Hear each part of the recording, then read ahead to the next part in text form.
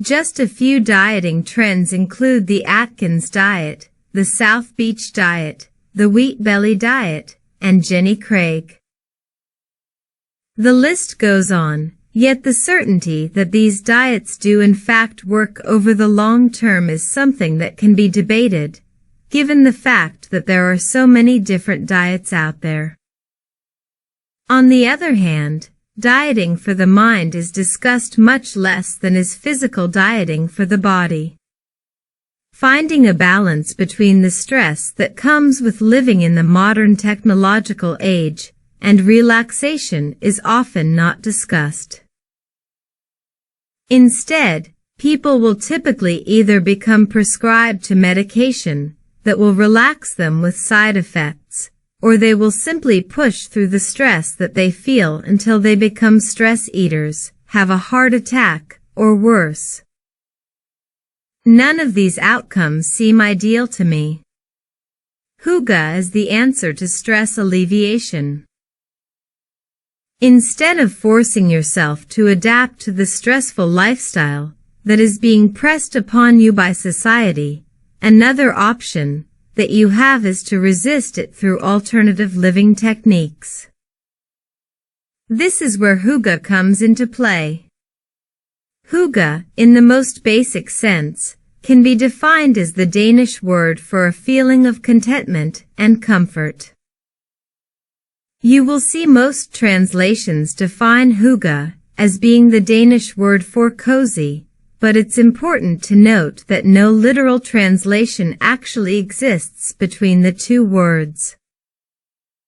Mostly deriving from the Netherlands, many people claim that hygge is what largely contributes to Denmark competing with places like Iceland and Switzerland as being home to the happiest people on earth. One of the biggest reasons why the notion of hygge is important to the people of Denmark is because of their exceptionally long winters.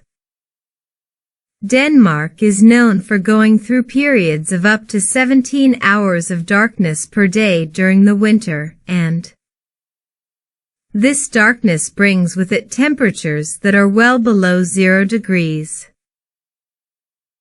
These two weather conditions would cause you to initially think that people who live in this type of environment would become incredibly unhappy, or even suicidal. Instead, Denmark's reliance on the hygge allows its population to remain entertained, content, and happy during even the darkest months of the season. Comfort rather than deprivation. When thinking about how the civilians of Denmark are forced to live in isolation and darkness for months at a time, it's safe to say that they are in a sense isolated from the traditional luxuries that someone who lives in a more temperate area is. For this reason, Danish people as a whole are much less likely to indulge in the types of deprivation techniques that people from both the United States and the United Kingdom are more prone to using. For example, studies have shown that there are far less fad dieters in Denmark than there are in both America and the UK. Because of the fact that Denmark does suffer from a colder climate throughout the year, people are more focused on making the best of the situation, rather than depriving themselves of anything more than is necessary. From the tendencies that are evident from the behavior of the average Danish person, it's easy to see that a key element of living hygge involves being kind to oneself all of the time. By replacing deprivation with exhibiting kindness to oneself and to others, hygge allows the Danes to feel a greater sense of contentment with their lives, regardless of the specific circumstances in which they find themselves. The hygge lingo. Now that you have a better understanding of how hygge came to be and what this lifestyle values, we will get into how you can pronounce this word properly. You might be thinking that the word hygge is pronounced Higg, but that is not the case. Instead, if you're looking to pronounce this word properly, you're going to pronounce it Huguh. Don't worry, if this pronunciation does not seem all that natural to you, you likely won't be faulted for pronouncing it as it comes naturally to you. In fact, if someone were to challenge your pronunciation of this word, you could simply remind them that you're most comfortable pronouncing it your own way, and in doing so you are completely upholding hygge principles. Without getting too technical into the Danish language, another term that is sometimes used alongside of the word hygge is the word hyggelig. This is an adjective that Danish people use after they've enjoyed time in someone else's home. Even if you don't think that you're ever going to find yourself in a situation where using the term hyggelig would be appropriate, it is still interesting to see how the term hygge can be used to describe multiple types of comfort in Denmark. The term hyggelig makes it apparent that the term hygge can expand to include situations where you're comfy with other people. In this way, hygge as a concept is able to abstractly influence your relationships with others in a positive manner. By recognizing that an important part of hygge involves camaraderie with the people around you, it's possible to see how hygge has become a phenomenon within the Danish community. It doesn't matter what your social status is in Denmark, or how much money you make. Everyone within their society is influenced by the principles of hygge, one way or another. It's the little things, as you're going to find after reading the rest of what this book has to offer. A hygge lifestyle emphasizes small, rather than large, gestures. For example, a small act that would be considered hygge in nature would be to sit on your back porch during a cold winter evening, while sipping hot cocoa from a mug that was handmade by a loved one while wearing wool mittens and an extremely warm jacket. Due to the fact that the Danes are the ones who coined the hygge trend, a lot of the imagery surrounding this style emphasizes being in a colder climate. However, if you're looking to expand the definition of hygge to include your particular locale, there's no reason why the coziness that is inherent to hygge necessarily has to mean that you're bundled up in a cold environment. Chapter 2. Hygge and Happiness. Now that you know what hygge is and how to pronounce it, sort of, this next chapter is going to discuss how you can begin to cultivate the hygge mindset in a way that will generate long-term happiness. Of course, this book is going to discuss actions that you can take that will lead to the outward appearance that you're adapting to the hygge lifestyle. However, without internal recognition of this new way of life, it will be less likely that you'll ever truly adapt to what hygge is all about.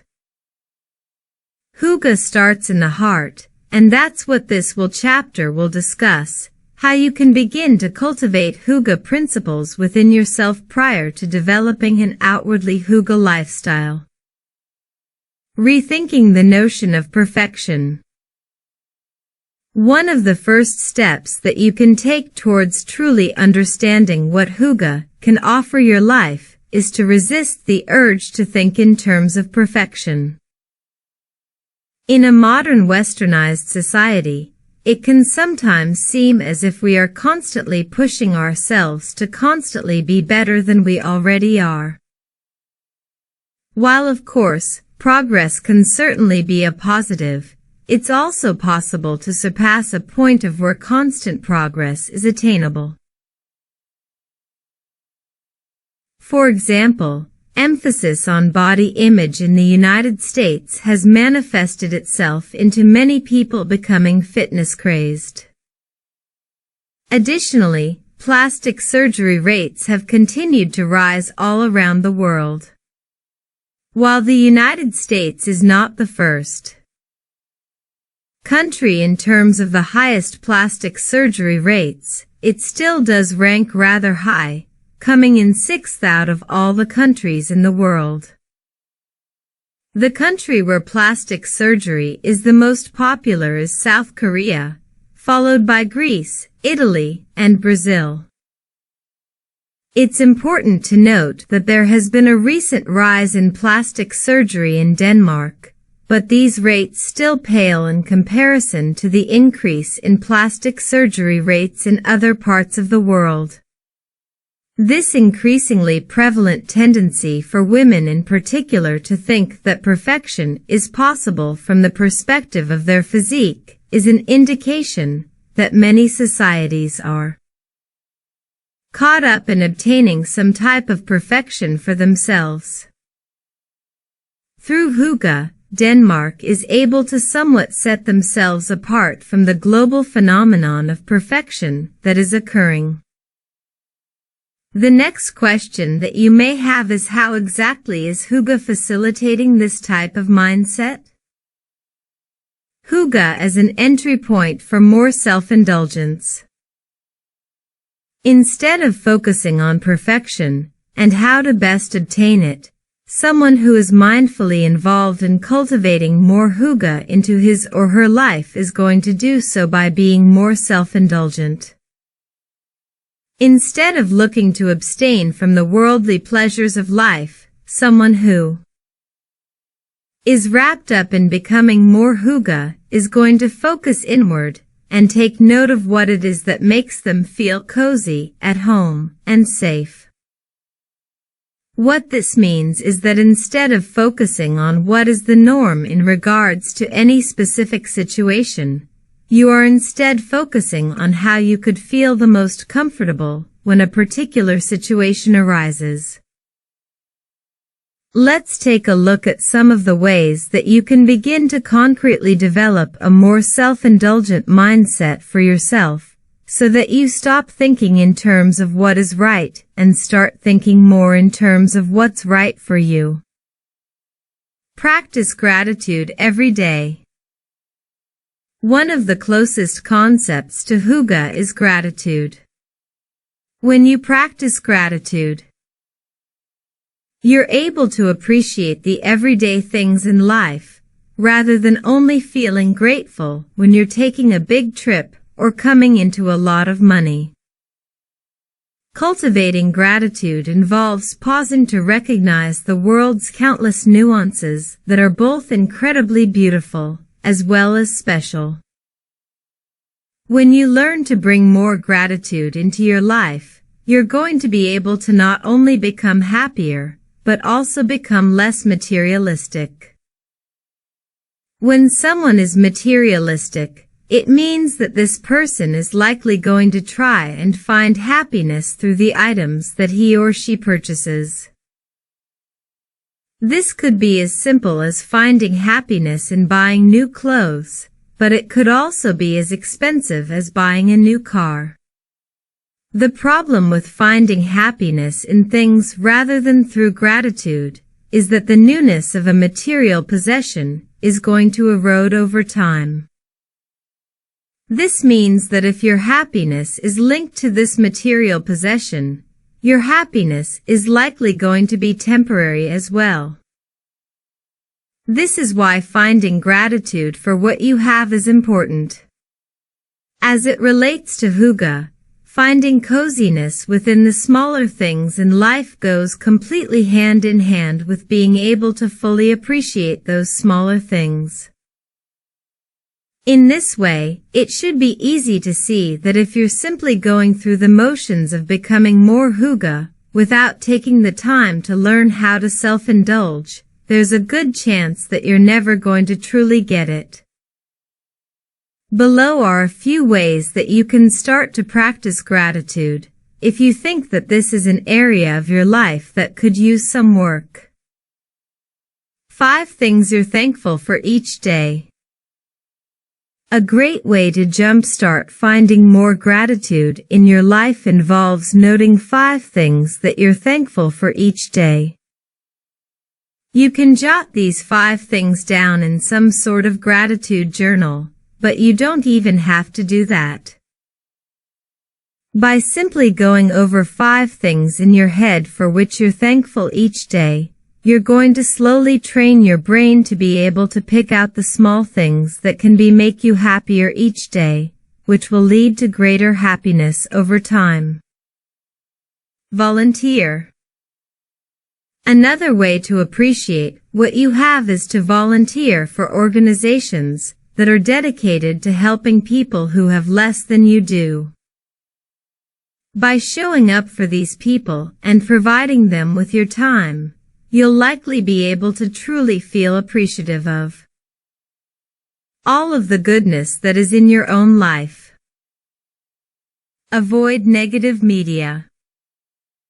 The rise of the internet has made it possible to access countless media sources in a matter of seconds. Not only that, sensationalizing the news has almost become the norm rather than the exception. Gruesome details regarding terrible acts of violence, theft, and other types of misdemeanors are literally at our fingertips. Whether or not you're aware of it, these types of details can weigh on the brain and provide you with a sense of pessimism over time. One way to keep the brain more positive is to simply avoid indulging in negative news stories when it's possible. Indulge in greater self-care. In addition to finding more gratitude in daily life, another way that the Danes use Hygge methodology in a way that leads to more happiness is by focusing on self-care. Self-care involves participating in daily life more mindfully and less habitually. A great way that you can begin to become acquainted with the notion of self-care is to create a self-care kit for yourself. For example, this may mean that instead of coming home from work and plopping yourself down on the couch for hours on end, you instead prepare a self-care kit for yourself in advance. This kit may contain things such as warm socks, chocolates, a good book, and maybe even candles. By refocusing your energy on how you can relax properly instead of how you can zone out by watching mindless television, you'll likely find greater pleasure after you come home from a long day of work or school. Less is more. Lastly, it's important to note that minimalism also has to do with Hygge. While minimalism in itself is a separate philosophy from Hygge, the two do interact somewhat. For example, Hygge advocates for simplicity in your most intimate spaces, rather than a cluttered or unorganized environment. If you feel like you need everything in your environment right now, try to look at the concept of simplicity a different way. First, think about what your goals are in terms of how you want to obtain lasting happiness for yourself. In other words, what do you need in order to be happy? Start with this question and try to seek out only the essentials rather than the excess. By simply asking yourself this question, you'll be amazed at what you're able to find out about yourself. Chapter 3: Tips on how to make your home more Hygge. Now that you have an understanding of how you can begin to cultivate a mindset that is largely Hygge in nature, we will now turn our attention towards how you can go about turning your most intimate personal spaces into Hygge-rich environments. This chapter is going to discuss hygge home decorating trends.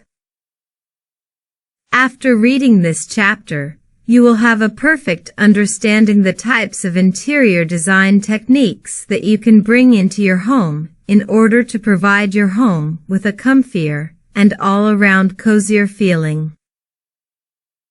Let's take a look at how you can make your home hygge in ways that are as easy to implement as they are incredibly cozy and relaxing. Interior styling tip 1. Light your home appropriately. Both candles and fireplaces can be defined as two key aspects of the hygge lighting aesthetic. Candles are a huge aesthetic aspect of designing a hygge space.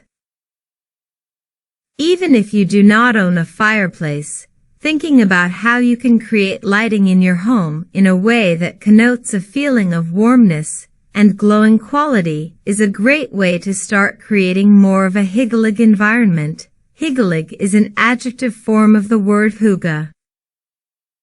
If you're looking to make the lighting in your home more hygge, you should be looking to obtain a golden hue in your space. This type of color is usually naturally derived from the light that candles and fireplaces are able to contribute to a room. Types of artificial light that can bring more of a golden color to a room include the light that comes from vintage bulbs as well as light bulbs that are a lower wattage than a 100-watt bulb. It's important to understand that while golden light is going to produce an all-around cozier feeling, there are some other advantages that also exist when you're able to introduce more golden lighting into your environment.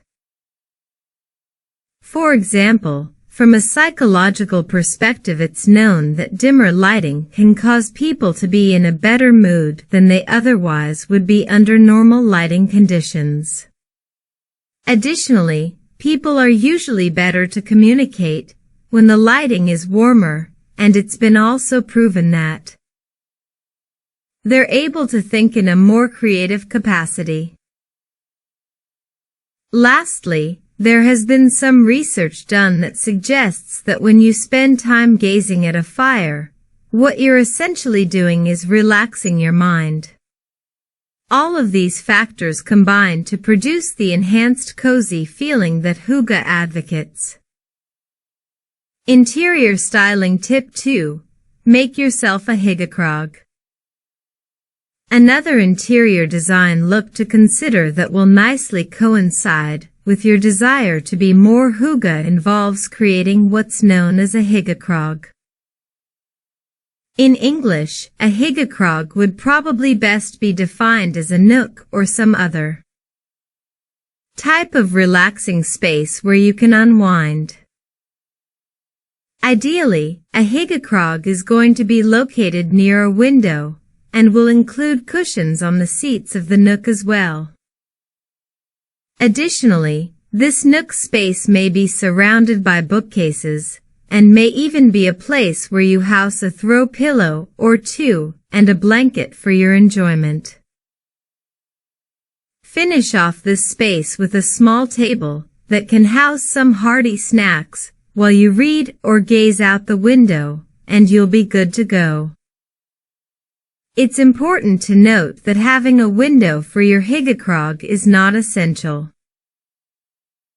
If you don't have a good window where you could set up this type of cozy environment for yourself, you can still create one from the layout that feels most appropriate for your individual space. Interior styling tip 3. Make your bed a lounger's paradise. On the weekends, do you ever have the days when you feel like you don't want to get out of bed? For someone who is trying to make their space more hygge, he or she is going to want to make sure that their bed is fully equipped to handle the types of days when getting out of bed seems like an impossibility.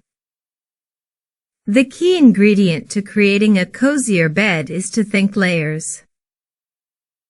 Especially if you live in a particularly cold region of the world, Layers are going to make you feel not only warmer, but also cozier due to the added weight that is going to be placed on the body.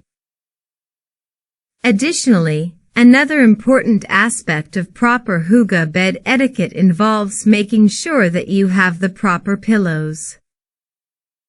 Unless you're someone who pays little attention to the finer things in life, you probably have an idea of the type of pillow that you prefer. Do you enjoy fluffy pillows that allow your head to melt into them? Or do you prefer a pillow that is going to provide your head with some stiffer stability? Whatever your preference is, make sure that you have ample pillows available that are of this particular style. Lastly, another good product that you may want to consider investing in is a breakfast tray. Who doesn't love breakfast in bed? Interior styling tip 4. The more natural, the better.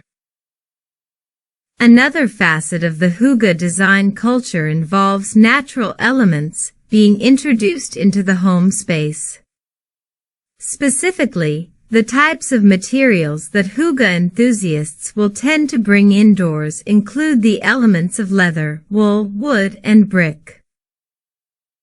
When you introduce these elements into a space, the goal should be to create an aesthetic that is neutral and will make you feel calm while looking at it. Additionally, if you are thinking about introducing natural elements to a room, you should consider only implementing a couple of them so as not to bombard the space with contrast. Interior style tip 5. Integrate patterns or texture.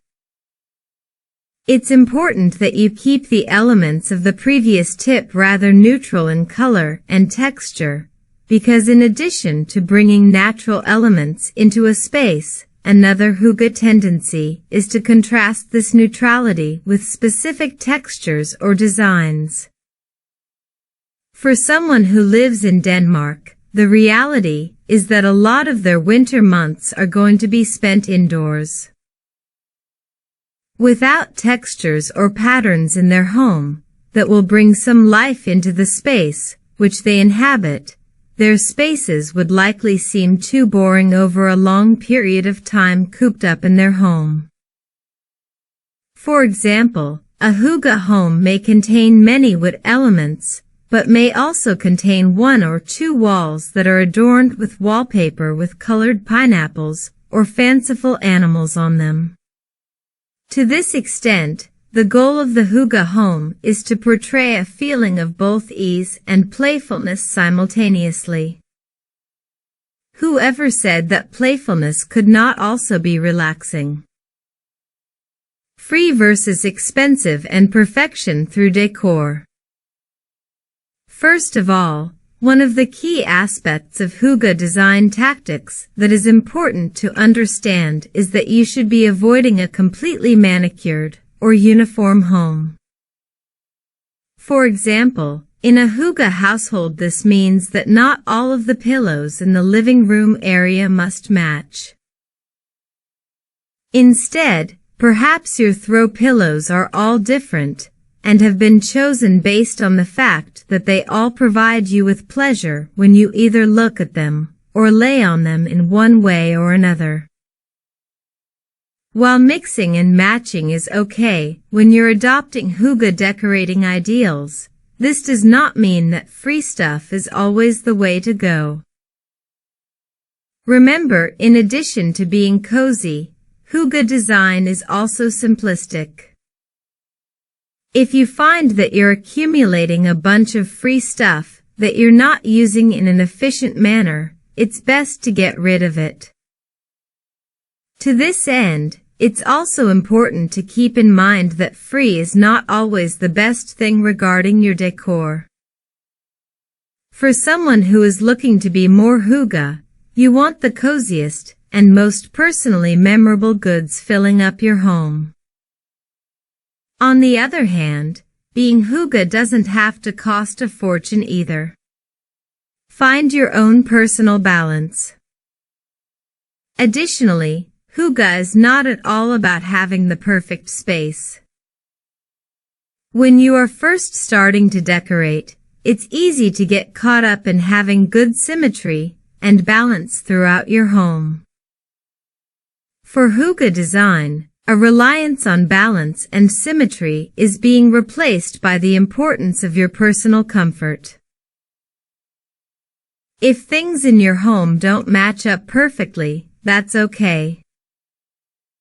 The Hygge lifestyle is more concerned about how you can create an environment where you will be able to feel most at home, regardless of how this environment compares to other types of homes in terms of normalcy.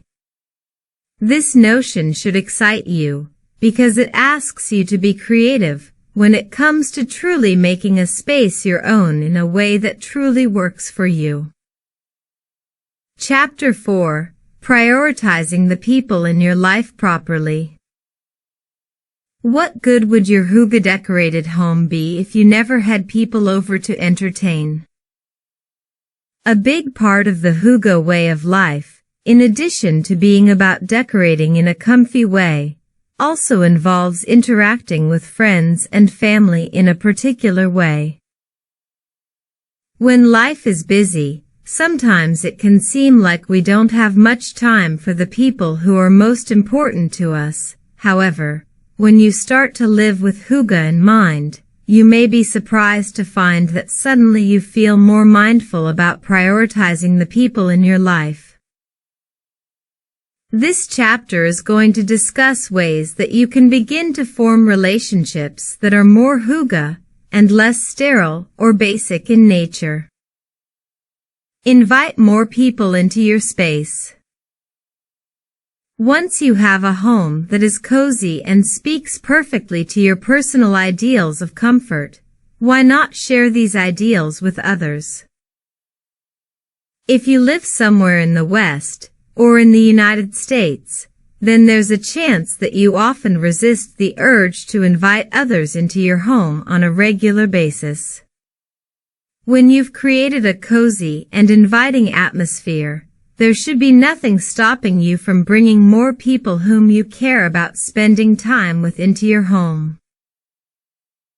While it may be initially daunting to think about having someone casually occupy your home for a long period of time, it's these types of casual interactions that will make you closer to someone. When you do end up inviting people into your Hygge home, try to resist the urge to have an agenda. Instead, simply allow things to unfold as they may. Lurk more. Another concept that is unique to Hygge when it comes to developing better and more mindful relationships with the people around you are the idea of lurking more. This goes hand in hand with not setting an agenda when you invite someone over into your home. Rather than conversing with someone only to make a point, or so that you can obtain the information that you need, a better approach might be to stick around after you've gotten the information that you're seeking, and see how else you can connect with the person to whom you're talking. This will allow you to perhaps find out more about the person that would otherwise not be possible if you were to simply stop talking to the person after figuring out the information that you need. Another benefit of lurking is that it often allows you to better understand where the other person is coming from as well as their perspective on life. This is a humbling and simultaneously unifying experience that most Danes are good at cultivating. Think hangout instead of formal wine and dine. Another important aspect of interacting with people in a more Hygge fashion is to think about the types of gatherings you want to have. The type of gathering that you should be trying to have if you're keeping within Hygge ideals should be one that is informal, casual, and cozy. For example, instead of inviting your friends over for a dinner party that will include a 3-course meal of salad, entree, and dessert with copious amounts of wine, it might be a better idea to host a dinner that will include large casseroles of comfort food, beer, and any other types of libations that you know your guests love. From the perspective of hygge, there's no real point in serving food that people are not going to absolutely love. The way that you present the meal is going to have a big impact on how formal the event feels. It's important to keep this in mind as you move through the dinner planning process. Initiate a bonfire hang. A bonfire can be considered to be the perfect hygge setting. Even if you don't have a bonfire of your own, or know how to make one from scratch, these days it's incredibly easy to find a chimenea or outdoor fireplace at a home improvement store for a relatively cheap price. Bonfires, with their emphasis on both fire and natural elements that are used to start them, are quite hygge in nature. Additionally, a bonfire is also a casual setting that will allow you to talk intimately with your friends with few interruptions. If you don't personally own a bonfire, and don't plan on purchasing one anytime soon, there might be places within the vicinity in which you live that has a bonfire that you can go to instead. Of course, these types of places are likely going to be more crowded than if you were sitting around your own personal bonfire, so you have to decide if this type of outing is worth it to you. Perform loving actions. Living more of a hygge lifestyle certainly does not mean that it's necessary to be constantly inviting people into your home in order to hang out. If you are a truly busy person and don't have a lot of time to spare in terms of formally spending long periods of time with another person, you can still show the important people in your life that you care about them. Remember, friendships require upkeep in order to work, and this is why it's important to somewhat frequently reach out to the people you care about and show them how they mean a lot to you.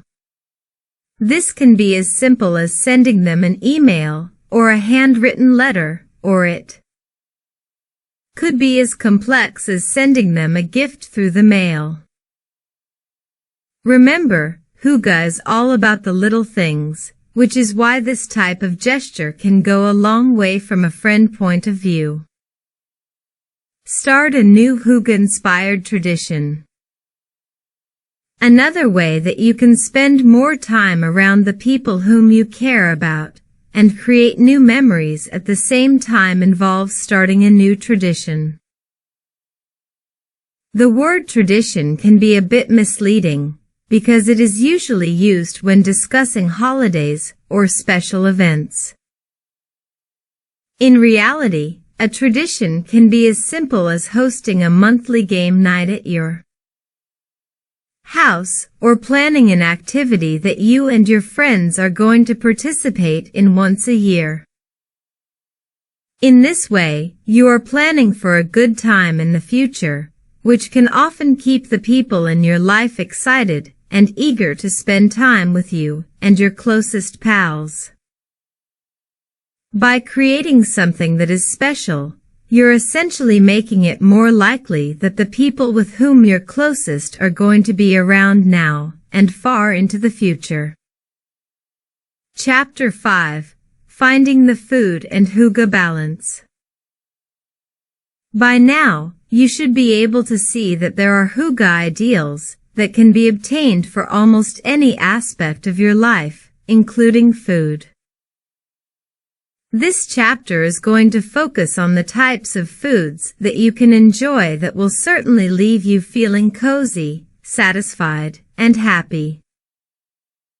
After reading this chapter, not only will you have a better understanding of the types of foods that you should be consuming in order to feel hygge yourself, you'll also have developed a strong knowledge of how to interact with food in a way that will leave the people around you feeling loved and happy as well. Making it yourself versus buying it in the store. One of the first important points to recognize about food in a hygge home is that a lot of the food that is consumed should be food that has been prepared by you or by someone with whom you live. Yes, baking hearty goods for your entire household often takes a lot of time, but the goal when you're cooking hygge food is to make it mindfully, so that the person who is consuming it is able to taste the love and effort that you've put into it in every bite. From the perspective of hygge, it's not considered lazy to purchase goods in the store.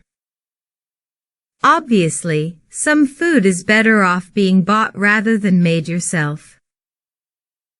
A big reason why the hygge foods that we're going to discuss should be made from scratch, when possible, is because of the delicious smells that these foods can bring into your home. Similar to the cozy feeling you can get when cookies are baking in the oven, hygge definitely advocates for cooking and baking foods that will leave your house smelling hearty and wonderful.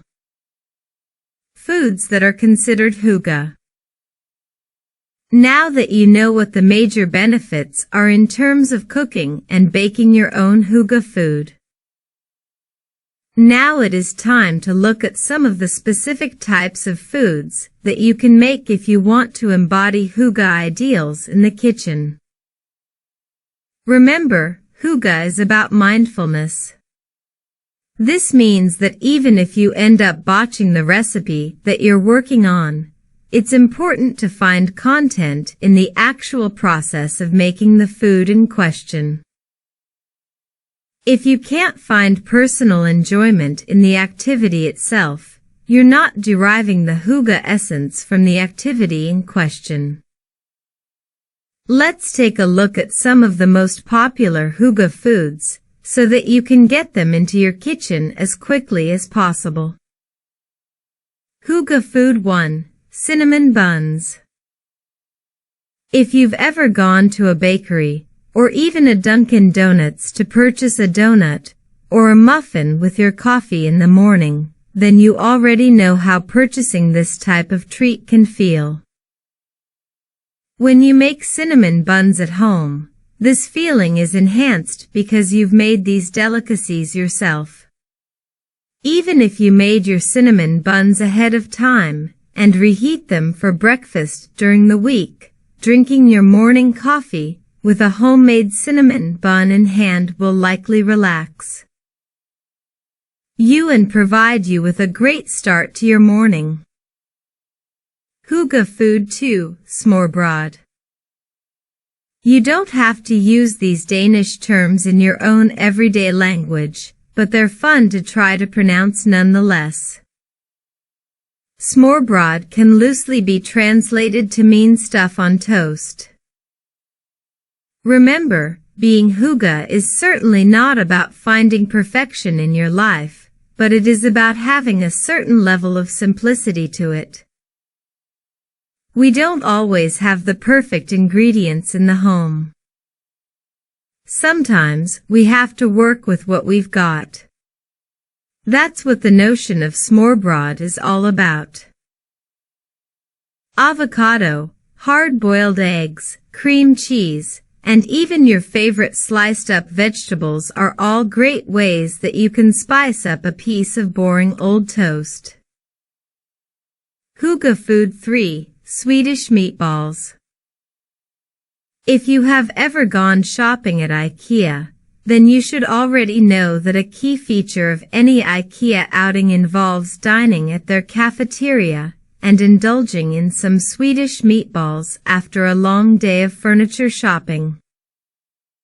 These types of meatballs offer a sweeter flavor than a regular Italian meatball, and can easily be consumed with other hearty foods such as potatoes and gravy.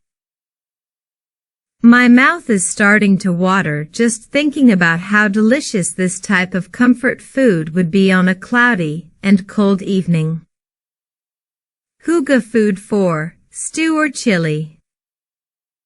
Another great comfort food that can be considered hygge in nature are stews and chilies. As long as you have a slow cooker or have room on your stove for a large pot to simmer for long hours on end, you're going to be able to experience the delicious smells that will emanate from a stew or chili dish. What's also great about this type of meal is that it can serve a lot of people, and it is relatively easy to make and maintain. A stew or a chili could be the perfect dinner to make while you're hosting a game night or another type of casual gathering at your house. This way, there will be pleasant aromas wafting through your house all evening, and you won't have all that much actual cooking to do. Hygge food 5, soup. Making a hearty soup for yourself and for your loved ones is extremely hygge in nature. There's nothing like a warm and indulgent soup to eat while you're curled up on the couch watching a movie with a friend or a significant other. It's important to note here that some soups are better than others. The best advice is to start simple if you've never made soup before. For example, I know someone who had little experience with cooking soup, but he wanted to try it. He decided to try and make celery root soup, and it turned out to be a disaster. He had never cooked with celery root before, and the flavor of the soup ended up being metallic, too acidic, and to put it bluntly awful. Some easy soups that you should try to make prior to making anything complicated include tomato soup, potato and corn chowder, or butternut squash soup with bacon. Hygge food type 6, bread. Another major food group that is a part of any serious hygge diet is bread. Cooking bread inside of your home is going to produce a lovely aroma that is unmatched in terms of coziness. Additionally, another great hygge idea that you can use for your own indulgency involves making your own soup and your own bread at the same time. Of course, the amount of work that this type of cooking endeavor requires should not be taken lightly. Bread in particular can be rather difficult to make, especially if you are not using a bread kit and are instead looking to completely make this bread from scratch. In order to make bread, you are going to need to possess a lot of patience, because bread can easily go from appearing to be rising nicely to looking like a pancake or a wafer. Take your time and understand that bread making requires great attention to detail and accuracy. This will allow you to make bread while starting on the right foot. Hygge food type 7, eat more porridge. Porridge is a word that you don't often hear if you live in the United States. However, for a Danish person, porridge could almost be considered to be a staple food of their diet.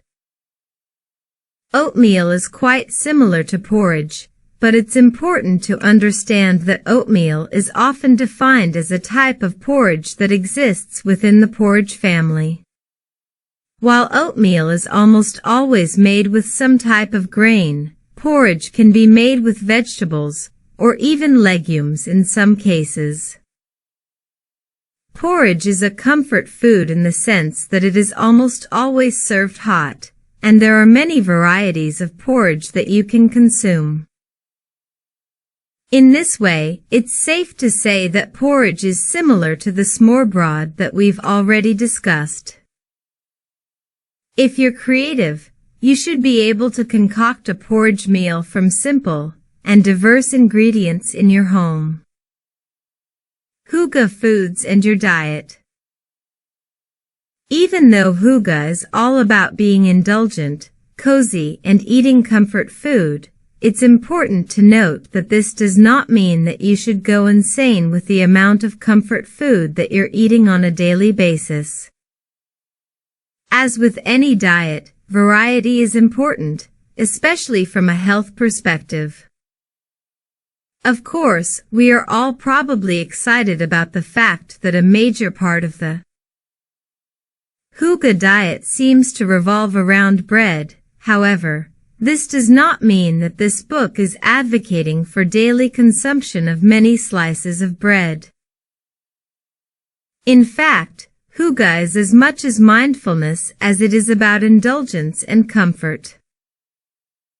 It's unlikely that you feel comfortable in your own body if you're plumping yourself up by consuming comfort foods on a daily basis.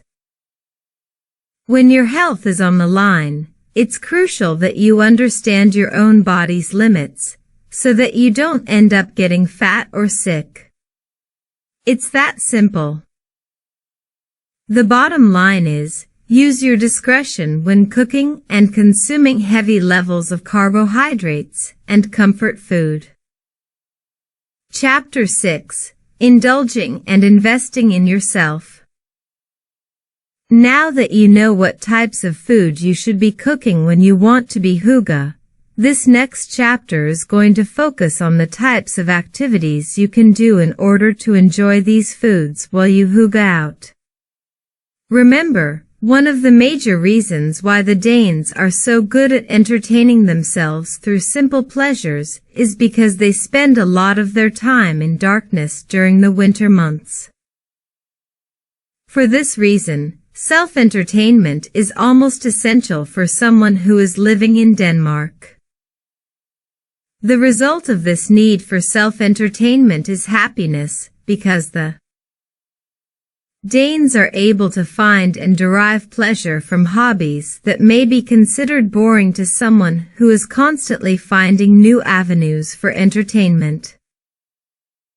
The hobbies listed in this chapter are important, because once you start to learn how to entertain yourself and feel pleasure in spending some time alone, happiness should be quite easy to obtain. Additionally, there is sometimes a tendency in Western society to be constantly doing something. You may find that when you're alone and have nothing to do, you're suddenly bored or uninterested in life. This is perhaps the wrong way to be living. If you can slowly start to spend longer amounts of time by yourself, doing an activity that is personally pleasing to you, you may find that you're suddenly finding out new things about yourself that you previously did not know or understand. Spending time alone can be therapeutic. Yet people in Western society often shy away from it. Perhaps this is because spending time alone won't look fabulous in a social media photo, or because there are so many sources of entertainment these days that it can sometimes seem pointless to do anything by yourself. To make this more concrete, below is a list of benefits that come with spending time alone. Increases productivity. Spending time alone allows you to relax and truly be yourself in a way that is arguably not possible, even when the person who is around is someone who you trust and love. By taking time out of your day to spend time alone and regroup, you're allowing the brain to recharge and prepare for the next time it has to work and be productive. Establishes your voice. Have you ever been around a friend who is particularly domineering? Whenever you're in a group setting, you're opening yourself up to being coerced into thinking and making decisions based on whatever the group consensus is at the time. When you spend time alone, the truth of the matter is that you get to know yourself better than you do when you're being influenced by other people. This is especially going to be true if you're someone who is typically shy or have a more go-with-the-flow personality. Additionally, people often like people more who have their own opinion on things. In this way, spending more time alone will allow you to feel more confident when it comes time to making your first heard in social situations. Allows for more effective problem solving. Lastly, another reason why spending time alone can be cathartic is because it can help you to solve problems in a more effective manner. Whether it be the people around you who are trying to influence the way that you go about solving a problem, or it's the digital media that may be influencing you, the best way to solve a problem is often by thinking it through on your own. At the end of the day, you have to live with the decisions that you're making, so by spending time alone you're able to truly think through any type of problem that you may be having. Take up knitting or crocheting. One hobby that will most likely allow you to feel relaxed, concentrated, and inspired all at the same time involves taking up knitting or crocheting. It can be argued that learning how to crochet is easier than learning how to knit, because crocheting only involves using one tool, while knitting involves using two tools. This being the case, the best advice is to start taking up crocheting, and then work towards learning how to knit. If you know someone who already understands how to do one of these hobbies, then you may want to reach out to him or her, and see if they will agree to provide you with some pointers. Once you get the hang of either activity that you choose, you're likely going to enjoy the hobby, because it will allow you to concentrate on the task at hand as well as easily see the progress that you're making over a short period of time. Even if you start simple, what one day will look like a piece of string will suddenly turn into a beautiful blanket or a scarf in no time at all. Meditate. Another great way to truly find inner peace and contentment is through meditation. Meditation allows you to slow down and can also help you to see things more objectively than they otherwise may seem. A great application that can help you get more into meditating is known as Headspace. This application walks you through meditation by increasing the length of time that you spend meditating over the course of a week, as well as guiding you through the meditation with a peaceful and soothing instructor.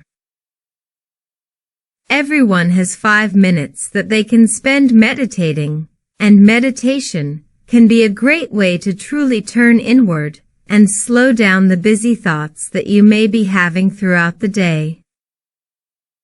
In this way, meditation is able to provide an individual with a tremendous amount of clarity and relaxation, especially after a particularly long or stressful day.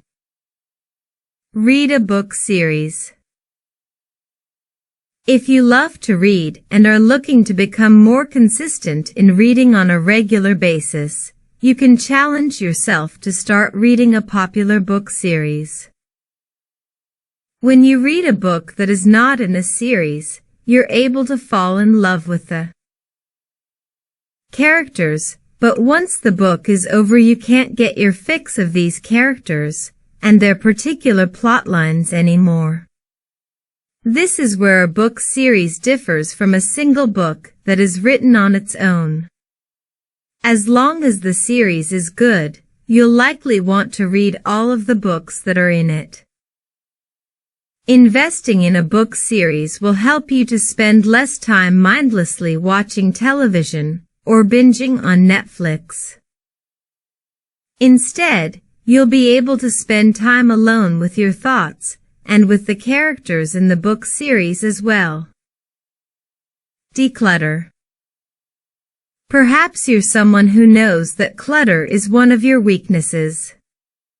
Your house is filled with stuff that you may need one day in the future, but that you haven't actually touched in a number of months or years.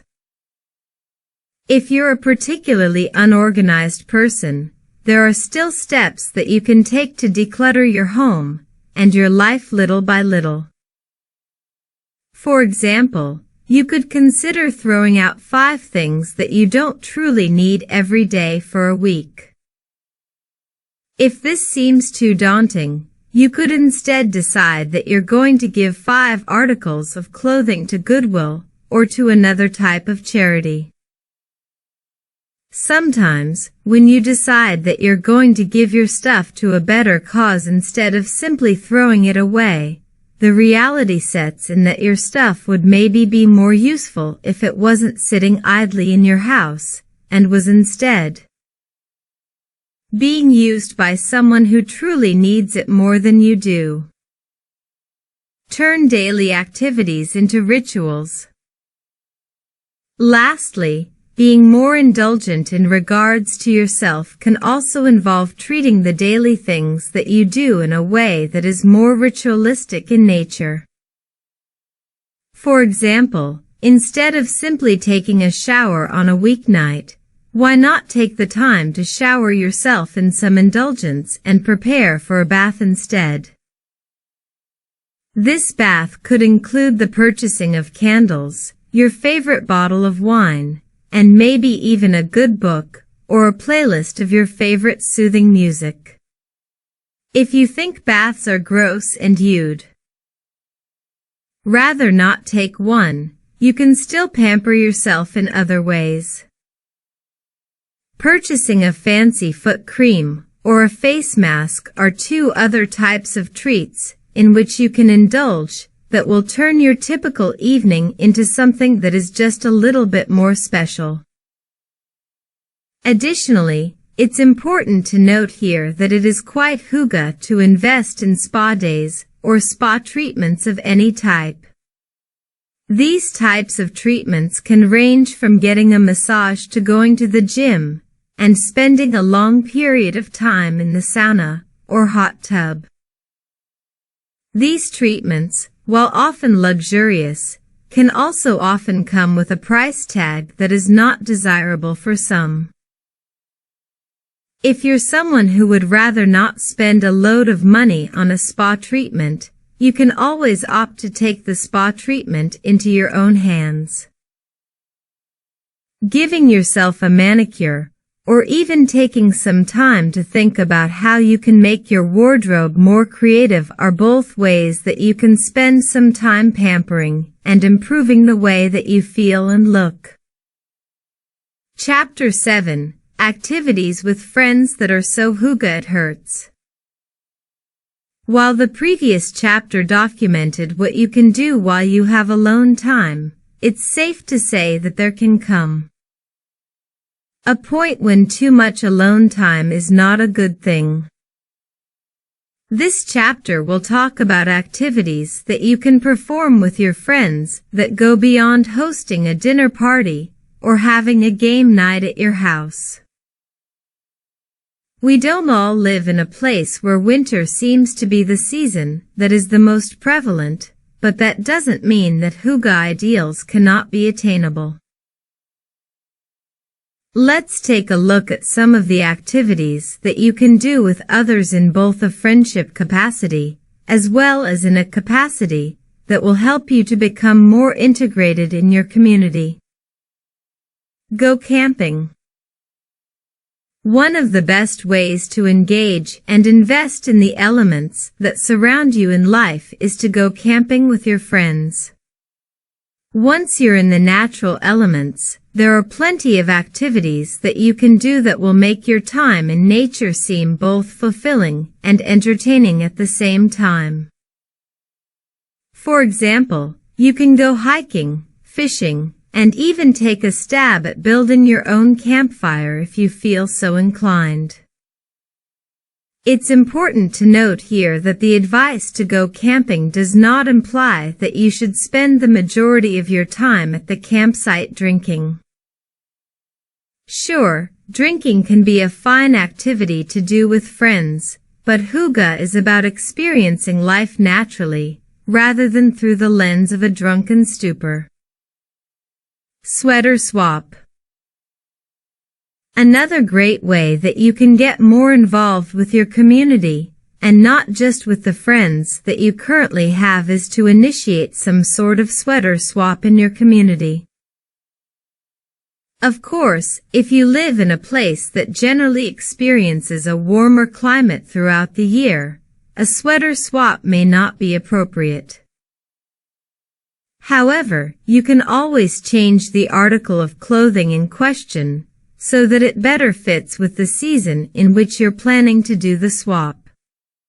Additionally, if you're coordinating this activity, it would probably be a good idea to ensure everyone that you are personally going to be washing the clothes so that everything is truly clean prior to the swap event.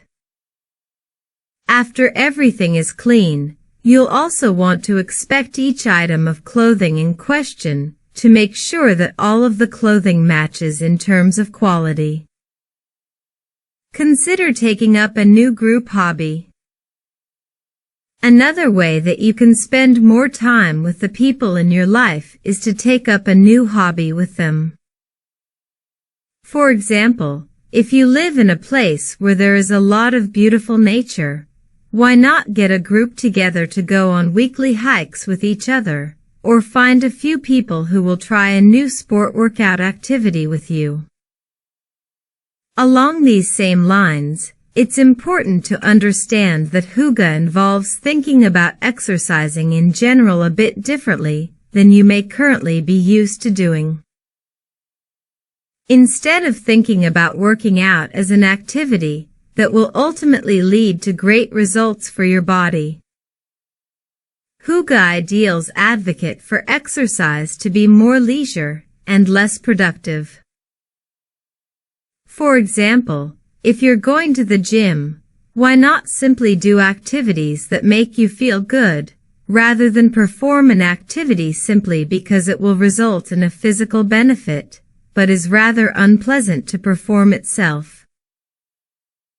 The process of the sport should be as pleasurable as the results that will come from it. Rent a dog for the day. If you do not currently own a dog, another option that you have that would be fun to do with friends is to rent a dog for a day. What is cozier than cuddling up with a dog in the park or on the beach? When you do this with other people, you're all able to share in the joy of hanging out with a cute and cuddly animal for at least a day or two. Plus, when you decide to partake in this type of activity with friends, you're also able to bring the cost of doing this down. On average, renting a dog on a weekend day is going to cost you around $40 for the day. On a weekday, borrowing a dog will only cost around $25, but it's more likely that you would be borrowing a dog on the weekend and not during the week. If you already own a dog, you can still spend time with your dog and others all at the same time. Remember, hygge is all about showing the people in your life that you care about them.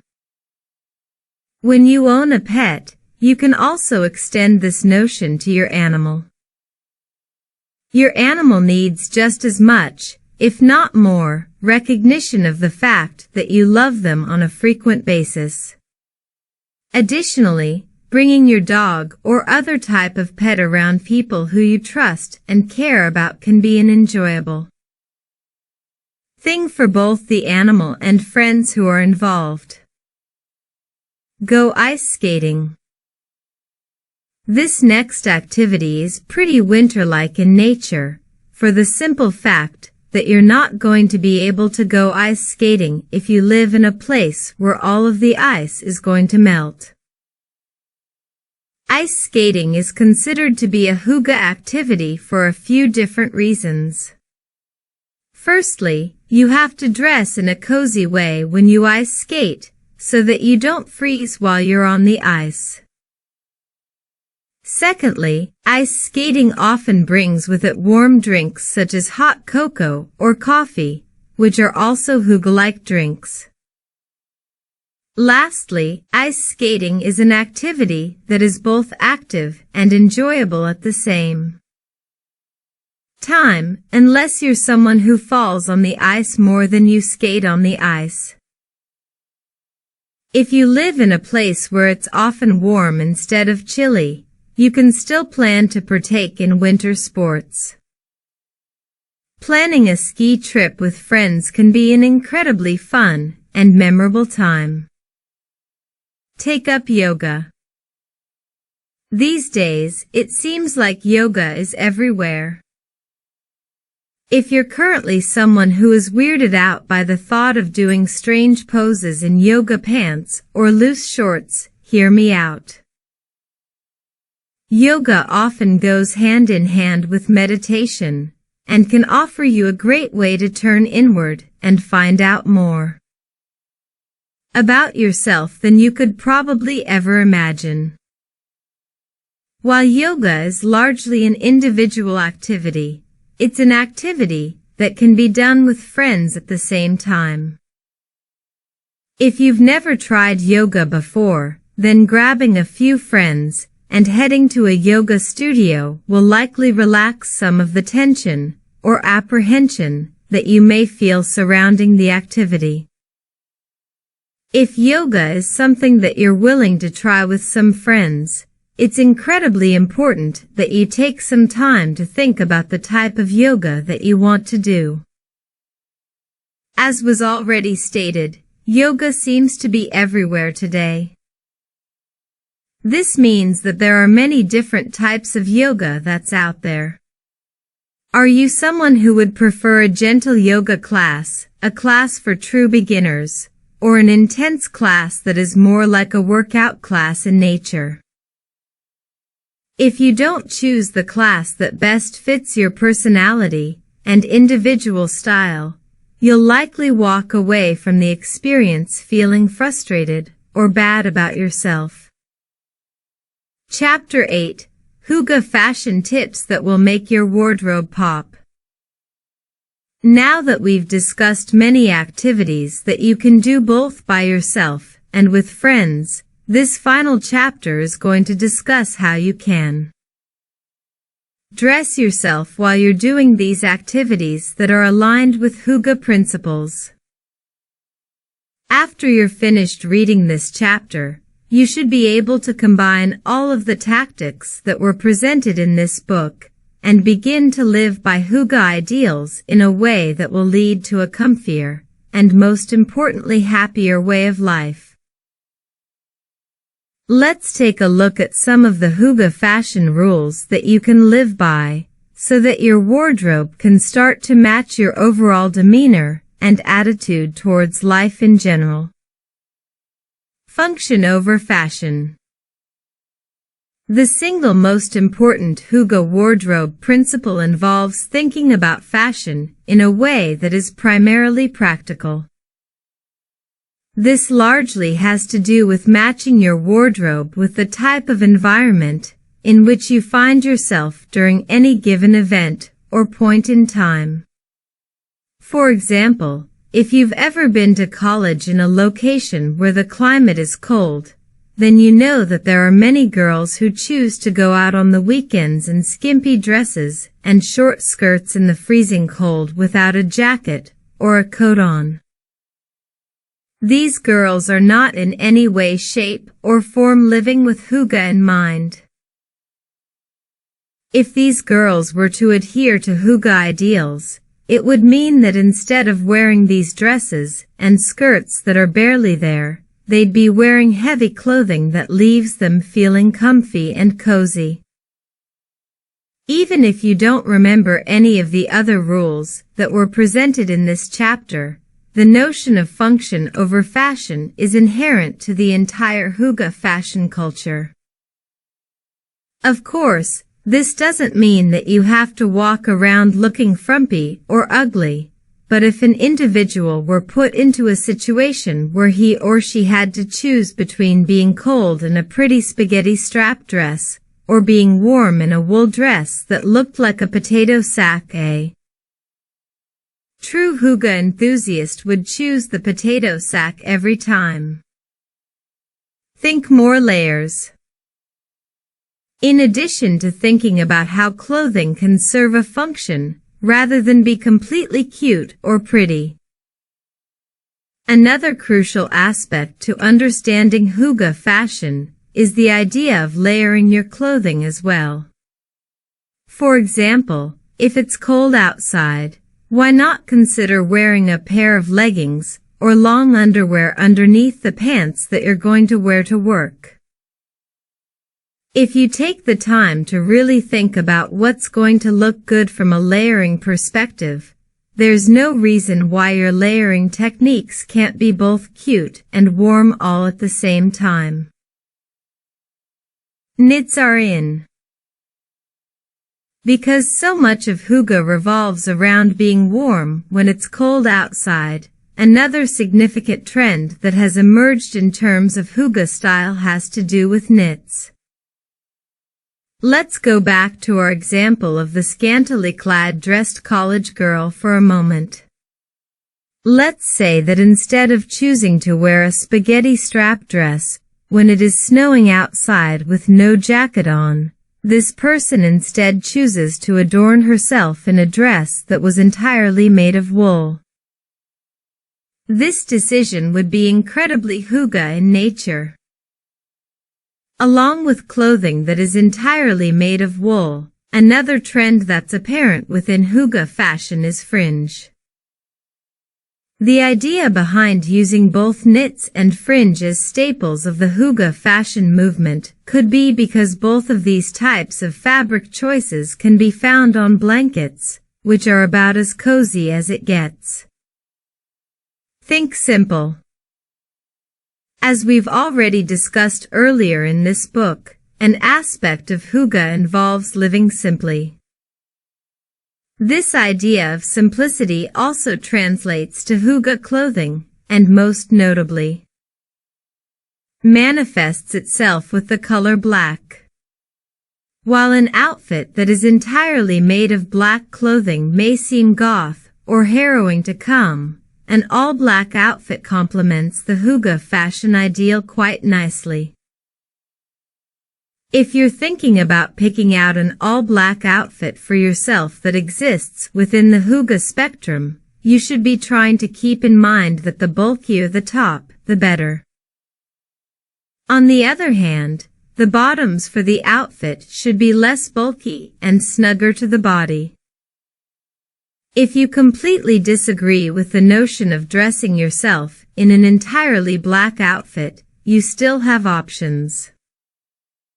For example, you can still mix and match your tops and bottoms, but keep the contrast simple rather than stark. Patterned clothing should be worn to a minimum, unless you are contrasting the pattern with some type of bold and single color or design. Lastly, if you are someone who simply does not want to wear colors that are close in color or pattern, you can instead spice up your wardrobe with some kind of accessory piece or bag. The comfier the socks, the better. Another aspect of the Hygge wardrobe that you're best not to do without are cozy and warm socks. Even if you're wearing a shoe that will not fit a sock that is particularly thick, you can still invest in a thin sock that will keep your foot adequately warm. These types of socks are called merino socks. While they're not quite as warm as socks that are made of 100% wool, they're close to being as warm. Additionally, these socks are going to be able to fit into any type of boot that you're wearing, even if the boot is rather snug to your feet. Earmuffs and scarves. In keeping with the notion that your clothing should be functional before it's fashionable, 2 other essential items to have in your hygge closet are earmuffs and scarves. These days, you can easily find both earmuffs and scarves that are going to be able to match with the rest of your outfit. For scarves in particular, you should be able to also find one that will complement every season imaginable. People wear scarves in all types of climates, and the material of the scarf is going to be able to dictate how warm or how cool it will be for your neck. Earmuffs largely work in a similar manner. When it's only slightly chilly outside, fluffy earmuffs should be able to keep your ears adequately warm. On the other hand, if you're in a location where the weather is extremely cold and frigid, a hat or earmuffs that are lined with fleece may prove to be more appropriate. Conclusion. The entire point of hygge is to use the tactics that exist within it in a way that will enhance the pleasure that you have in your life. By creating a cozy atmosphere for yourself and cultivating trust and enjoyment with the people around you, you'll be able to maximize the enjoyment that you can get out of your life, both over the short as well as the long term. The next step is to start integrating more hygge concepts into your life. The best idea here would be to choose the most appealing aspect of the hygge lifestyle that was presented in this book, and then work towards establishing these types of principles into your own life. It's important that while you're attempting to integrate these changes into your life, that you take it at your own pace. If you move too quickly, there is always the chance that you will become overwhelmed, especially if the changes that you're looking to make are drastic. For example, if you're someone who has lived a life that is for the most part the complete opposite of hygge, then implementing a lot of hygge principles at once may ultimately make you feel overwhelmed. The best advice here is to take your time and find pleasure in the act of changing your lifestyle tactics. This way, you're less likely to feel stressed or feel like hygge just isn't for you. Hygge is for everyone.